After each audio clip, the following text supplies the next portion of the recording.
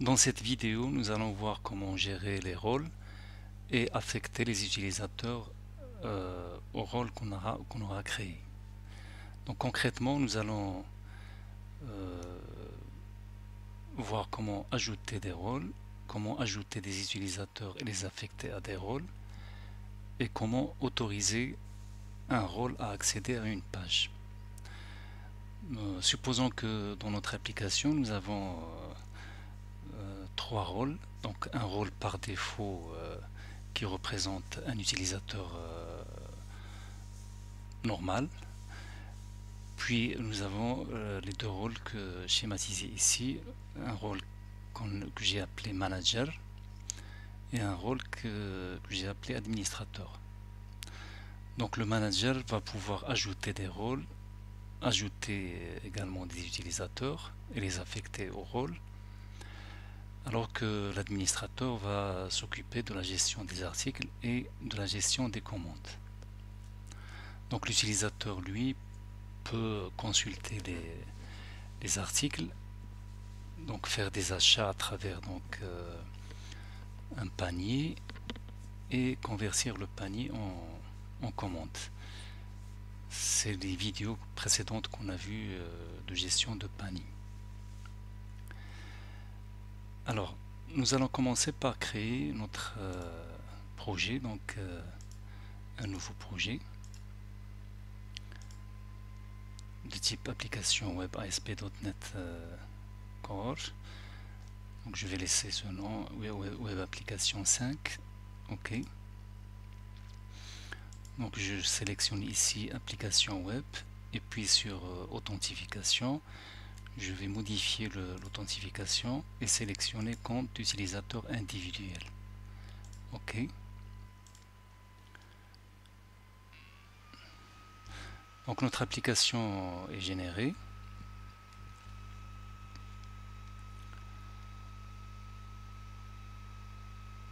Alors nous allons commencer par modifier la base de données, le serveur tout d'abord. Donc j'utilise toujours mon serveur SQL Express.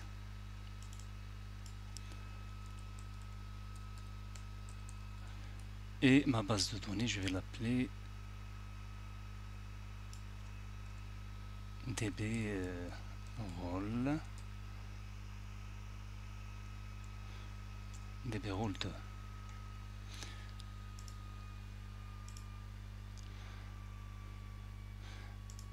Donc ensuite je vais mettre à jour la base de données, c'est-à-dire générer la base de données. Donc en utilisant la console du gestionnaire de package NuGet. Donc je mets tout simplement update database.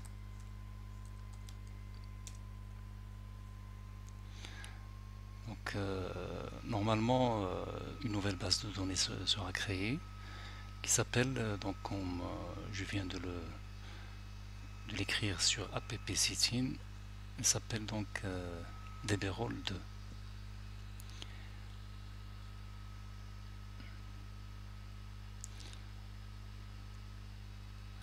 Voilà, la génération est terminée et on va aller vérifier que notre base de données a été effectivement créée. Donc, je vais actualiser la liste des bases de données et on voit qu'on a ici une nouvelle base de données qui s'appelle dbrol 2. Donc évidemment avec toutes les tables qui permettent de gérer donc l'identité ou bien l'authentification sur notre site ASP.NET Core. Donc il n'y a aucun utilisateur, il n'y a aucun rôle. Donc on le voit ici, il n'y a aucun rôle. Donc toutes les tables sont vides. Alors on revient sur notre projet et la première chose à faire c'est de modifier notre DB contexte. Donc au lieu de identity DB context, nous allons mettre première chose, modifier la classe d'héritage. Donc au lieu des identity et DB context qui nous permet de gérer uniquement les utilisateurs, nous allons utiliser donc un DB context qui permet de gérer à la fois les utilisateurs et les rôles. Donc on doit résoudre cet espace de nom en ajoutant ici using microsoft.asp.NET Core.identity.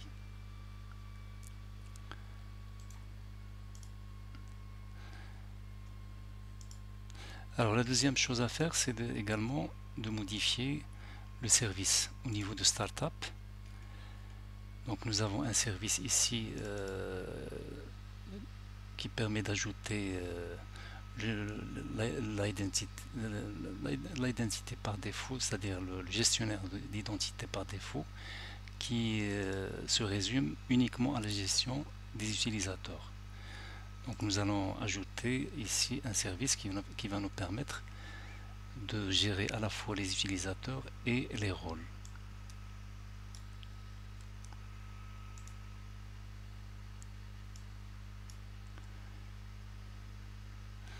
Donc voilà, donc ici c'est add identity et non pas add default identity, avec ici identity user et identity role. Donc également nous avons un gestionnaire de rôle et bien sûr nous avons ici use authentication qui permet d'activer l'utilisation de l'authentification.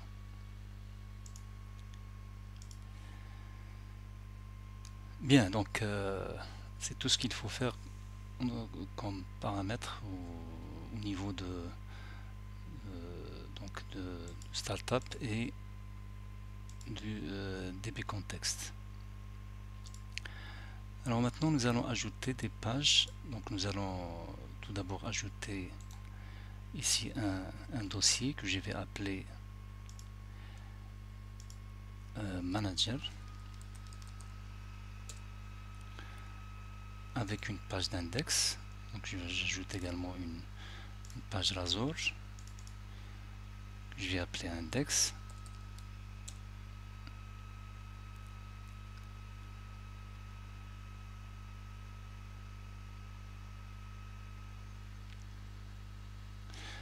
Donc cette page sera utilisée par le manager pour ajouter des comptes, pour ajouter des rôles et des comptes. Donc je vais commencer tout d'abord par un lien qui permet d'aller sur une page que je vais appeler Create Role.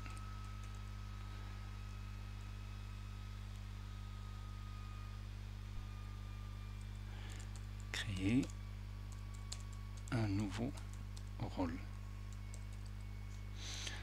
Donc ce lien va me permettre d'aller sur une nouvelle page pour créer un rôle.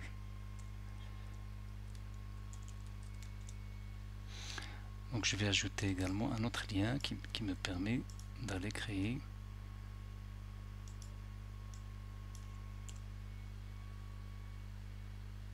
un utilisateur. Je vais appeler Create User. Créer un nouvel utilisateur.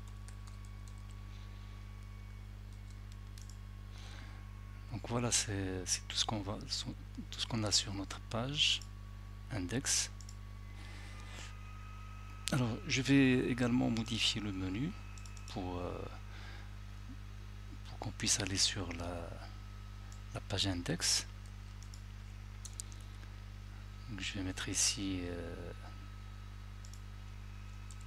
slash manager slash index. Donc ici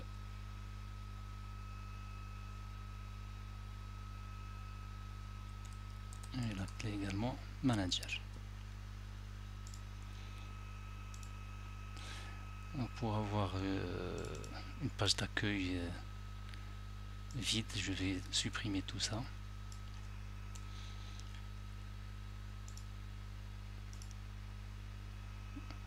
Alors, on teste notre application pour le moment. Donc, pour le moment, nous avons tout simplement une page d'accueil avec un menu qui nous permet d'aller sur la page d'index du manager avec deux liens pour créer un nouveau rôle et créer un nouvel utilisateur.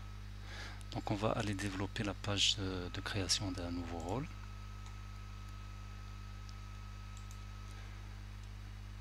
Donc ajouter page Razor. Donc on l'a appelé create role.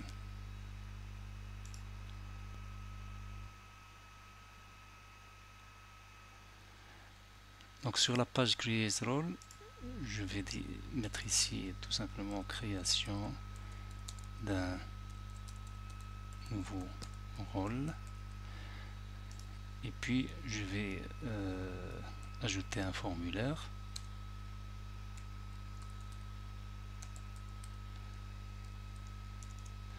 Alors sur ce formulaire, donc pour créer un rôle, on doit donner tout simplement le nom du rôle. Nom du rôle qui représente donc une zone de texte.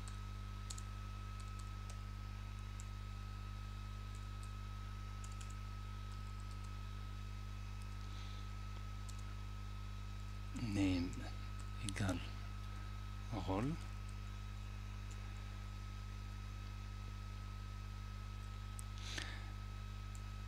Donc un saut de ligne et puis un bouton de type submit.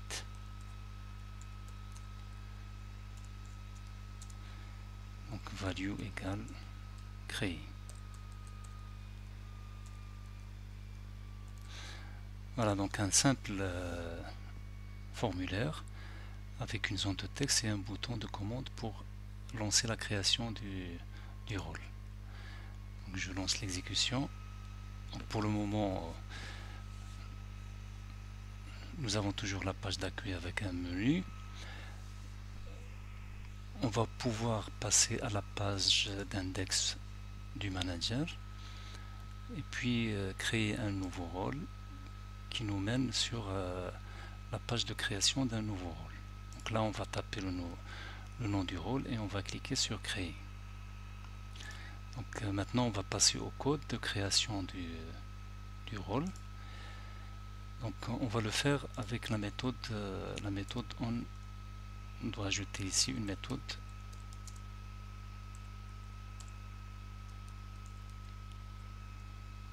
pour le moment je vais mettre void on post. Donc il y a un paramètre qui est passé de type string et que j'ai appelé rôle. Donc on peut vérifier sur la page. Donc c'est ça le paramètre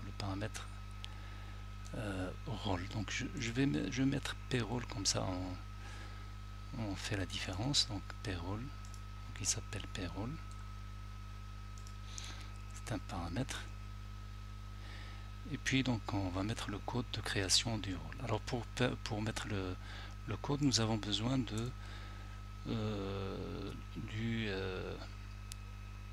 du rôle manager. Donc alors pour créer le rôle, on a besoin du rôle manager. Donc le rôle manager, c'est le service qu'on a ajouté tout à l'heure et qu'on doit ici récupérer au niveau de notre constructeur. Donc rôle manager.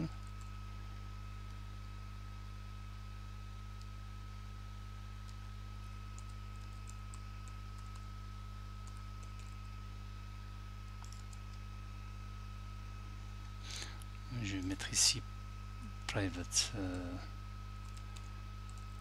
read only.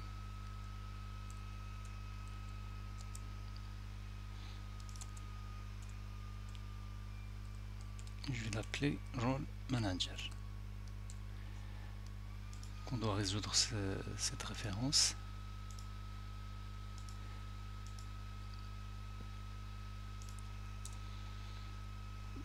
Donc nous allons ajouter le constructeur de la classe. Public create role.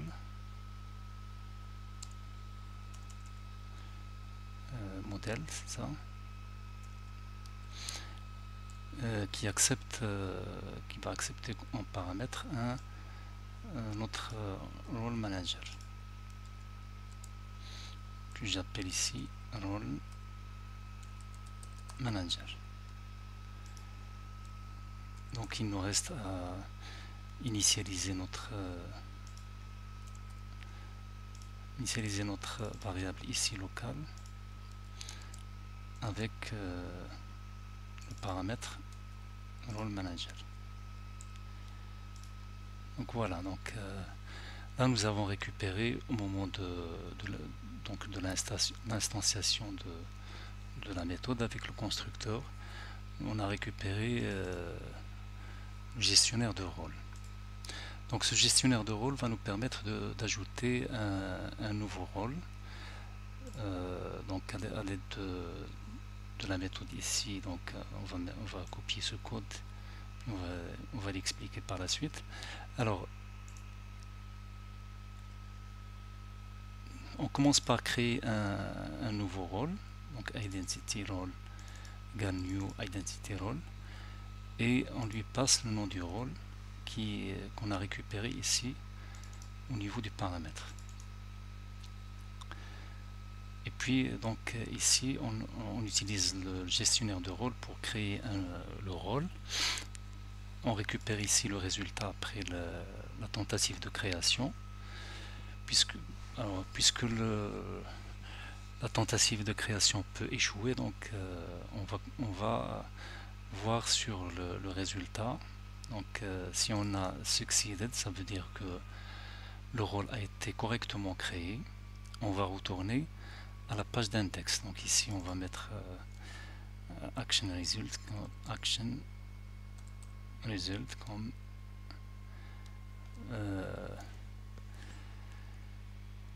résultat de retour. Donc sinon donc si le rôle n'a pas été créé, on va aller à la page d'erreur. Donc je vais ajouter une page d'erreur ici, donc, que j'ai appelé ici, je copie le nom, erreur rôle.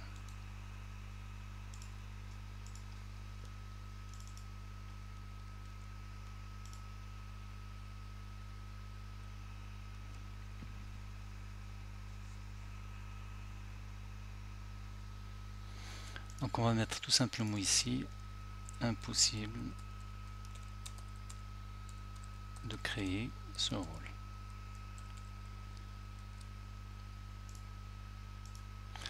Alors on va lancer l'exécution pour voir ce que ça donne.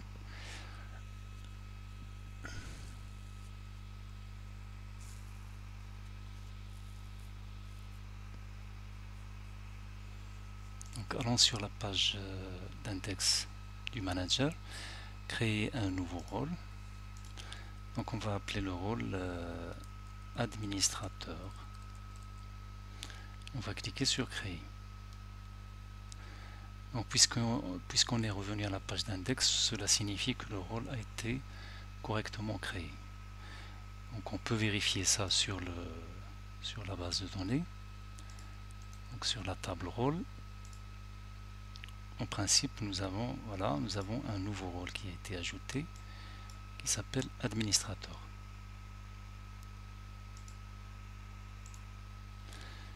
Donc on va créer un autre rôle qu'on va appeler manager. Donc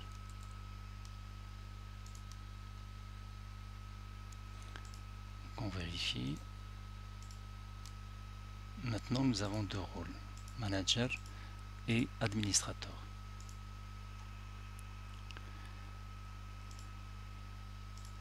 Bien, maintenant nous allons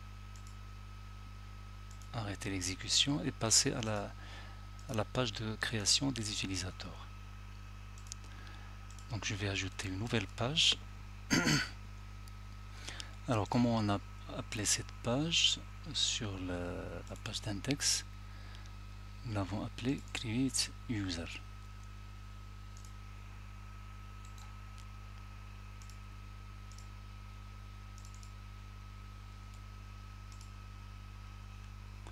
Donc cette page va nous permettre de créer un nouvel utilisateur et de l'affecter à un rôle, le rôle qui est sélectionné par le manager. Donc au niveau du formulaire, j'ai donc tout d'abord le rôle qui va s'afficher sur une liste déroulante qu'on va récupérer sur viewbag .role. Ensuite le nom d'utilisateur, le nom du nouvel utilisateur qu'on a appelé ici username, le mot de passe qu'on a appelé ici password, et puis un bouton pour ajouter le nouvel utilisateur. Donc sur le code, nous avons les deux variables locales qui correspondent respectivement au gestionnaire d'utilisateur et au gestionnaire de rôle. Alors on les récupère sur le constructeur, on les initialise au niveau du constructeur, et puis sur la méthode onGet, on construit la liste des rôles.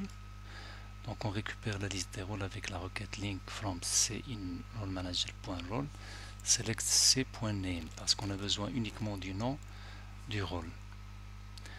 Et on affecte cette liste de rôles à viewbag.role ou bien viewdata_role. Sur la méthode onPost, c'est-à-dire quand l'utilisateur clique sur le bouton ajouter pour ajouter le nouvel utilisateur, on récupère le rôle qui est sélectionné sur la liste, le nom d'utilisateur et le mot de passe. Ensuite on crée le nouvel utilisateur en affectant les paramètres respectivement à username et à l'adresse email. Donc remarquez ici c'est la même variable qui est affectée aux deux propriétés username et email. Ensuite on crée l'utilisateur en fournissant l'utilisateur, le nouvel utilisateur et le mot de passe. Puis comme c'est une tentative de création qui peut échouer, donc on utilise result pour voir est-ce que l'opération a réussi. Lorsque l'opération se passe bien, donc on utilise user manager pour ajouter l'utilisateur au rôle qui a été sélectionné et passé ici en paramètres. Et on revient à la page d'index. Sinon on revient à la page d'erreur de création de l'utilisateur. Je vais donc ajouter cette nouvelle page.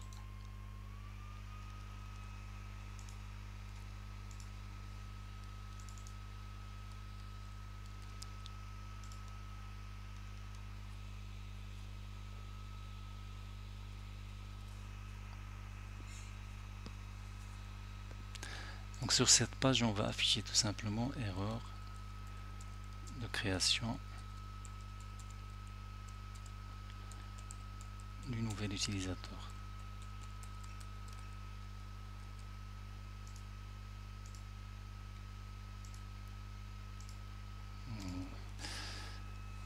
On va tester donc notre application.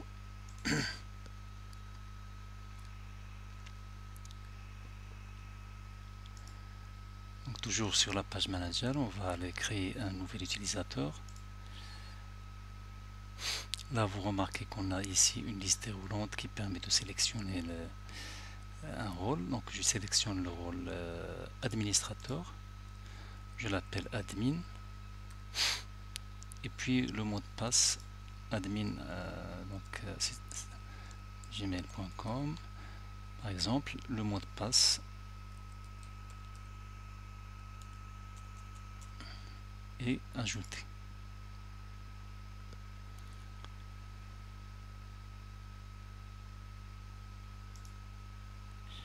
Alors on essaie de voir est-ce que l'utilisateur a été créé. Voilà, il s'appelle admin. Il a été ajouté donc correctement à la base de données. On regarde est-ce que l'utilisateur a été ajouté au rôle. Donc ici on va voir la table user role. Voilà, donc user ID ici correspond au nouvel utilisateur et role ID correspond à l'ID du rôle administrateur.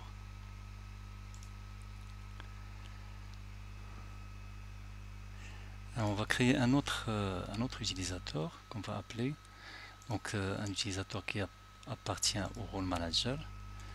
Je vais appeler manager gmail.com.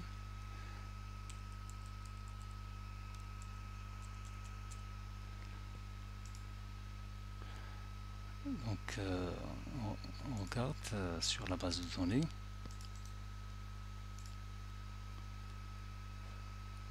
Voilà, l'utilisateur a été correctement créé, manager. Et sur les rôles également, on va constater que une nouvelle ligne a été ajoutée qui correspond à l'ID du rôle et à l'ID du nouvel utilisateur. Voilà, donc nous avons créé des pages simples, très simples, de gestion des rôles et des utilisateurs. Maintenant, nous allons verrouiller le système en limitant l'accès, par exemple, aux pages ici, au seul rôle manager. Donc, ce qu'on va faire, c'est ajouter ici sur la classe index modèle du manager. Je vais ajouter ici. Donc cette ligne signifie que la classe n'est accessible que sur le rôle manager. Donc si je veux que ça soit accessible pour administrateur, je peux ajouter ici après la virgule administrateur. Mais comme je veux limiter l'accès uniquement au rôle manager, donc je laisse ici manager. Il faut faire la même chose sur les autres pages, donc sur les autres classes. Ici créer, c'est la même chose.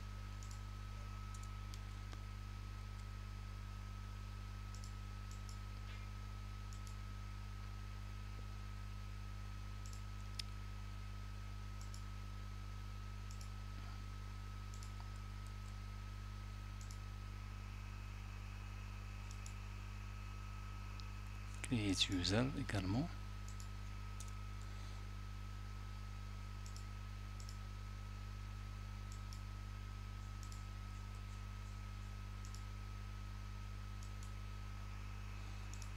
Donc maintenant, quand on lance l'exécution et qu'on essaye de se connecter, quand on essaie de passer à la page manager, donc si je mets par exemple admin, je me connecte avec admin. Normalement, l'accès sera refusé. Access denied. You don't have access to this resource. Donc, je suis bien connecté, mais je n'ai pas accès à cette page. Donc, par contre, si je me connecte avec Manager,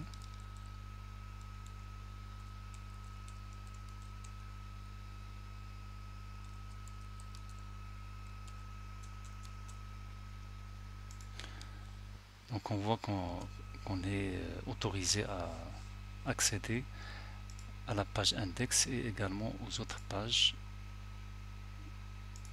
de création des rôles et de création des utilisateurs. Voilà, merci pour votre attention et à la prochaine.